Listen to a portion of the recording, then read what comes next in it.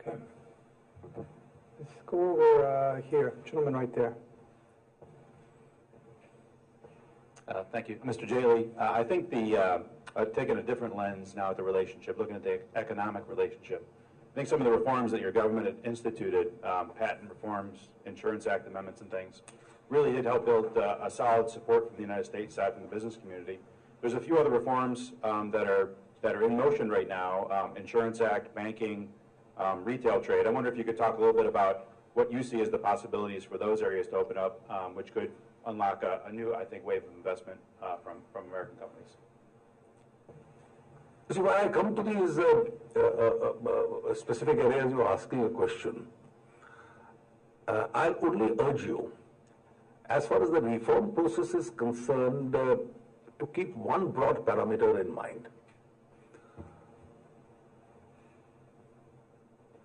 The number of people in India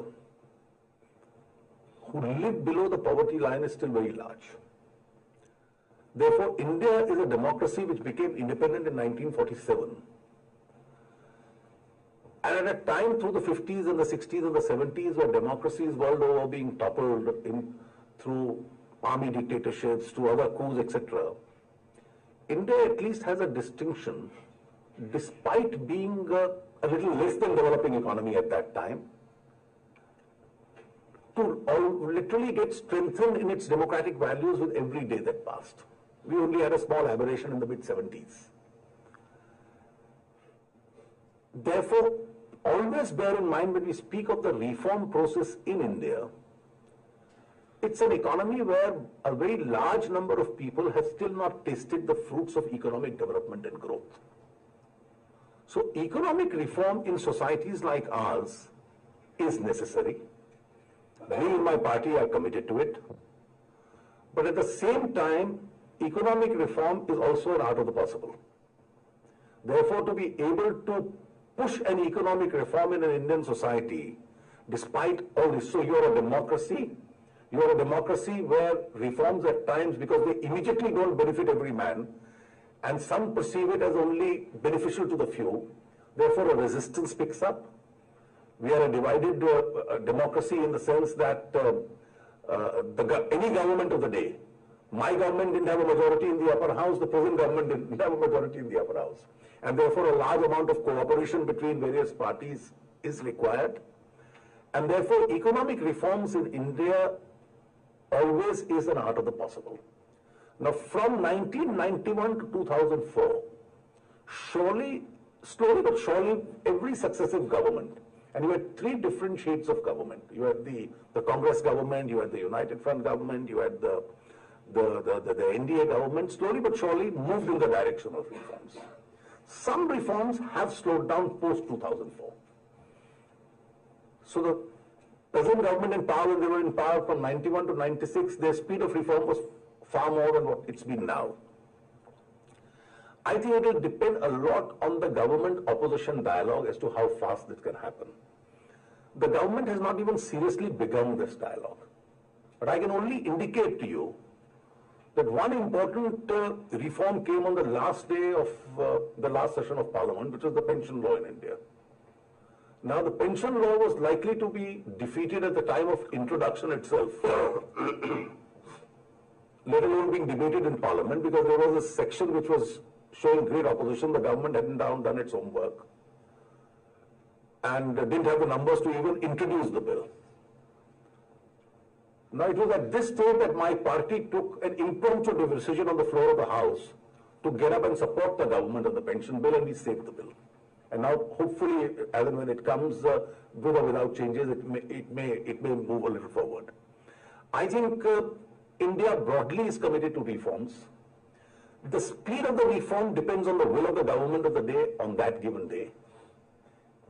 I can't say in the abstract what is the shape of a particular legislation which will come. Some of these laws that you've spoken about, at least one of them was introduced when we were in power. And therefore, the pension law was, for instance, debated for the first time and we were in power. And that's why we felt it was important that even if the present government is bringing it, we must at least make sure that the bill doesn't lose out on the very opening day. We are a responsible opposition, so we'll judge each one of these steps. But some of the steps that you've mentioned, may not be so easy because there are strong domestic opinions with regard to the situation within India, which are not still favorably inclined to that. So the government of the day will have to assess those situations. Someone want to add anything? Sir, Would you like to add anything?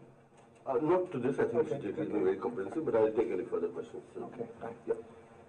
All right, let's go back over here. Does anybody over here have a question? Trying to get geographic distribution here. You're right here, sir. Thank you.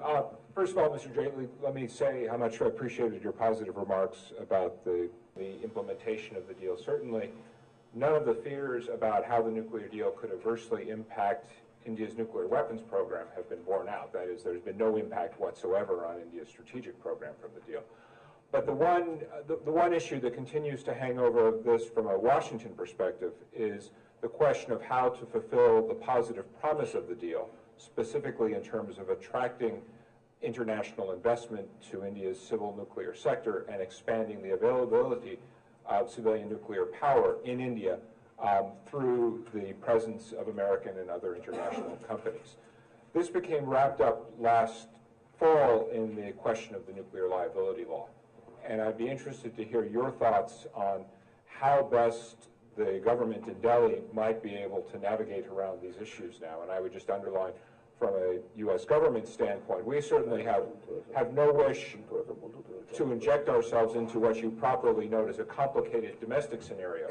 It's the Indian Parliament and the government of the day that has to work its way through this. But certainly for the U.S. government, our bottom line wish is to see the participation of American companies in India's nuclear power sector, because that will be good for us commercially, but it's also good for you in terms of our desire to see India's economy continue to grow with nuclear power as a significant part of that equation.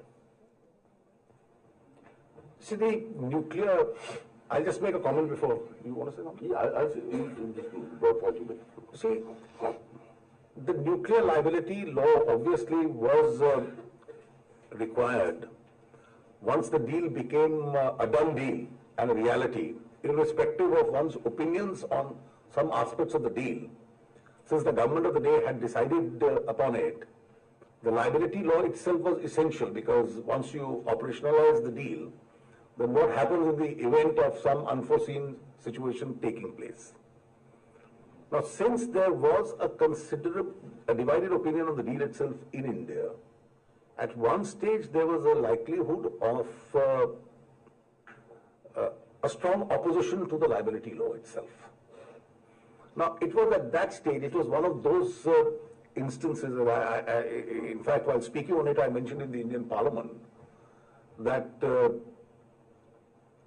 law was introduced as a textbook example of how it should not have been introduced, but the manner in which the discussions between the opposition and the government took place and a consensus legislation came out itself was a good example eventually.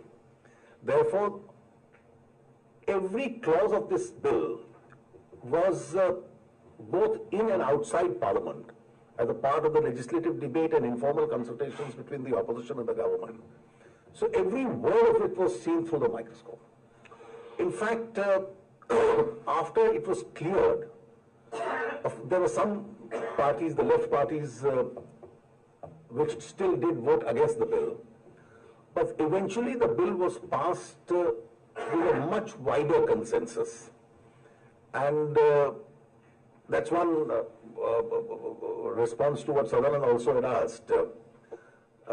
My party and all our alliance partners, in fact, eventually supported the amended draft. So the government and we voted together. This is one of those cases where a consensus on a legislation had developed, but after some changes were brought out. I'm conscious of the fact that there is one clause on which some people, particularly in the United States, had some questions. But I can assure you that we've examined it both in the government and opposition, and the Indian Parliament, after considering all aspects, has passed it. Some of the fears may not be what are being expressed.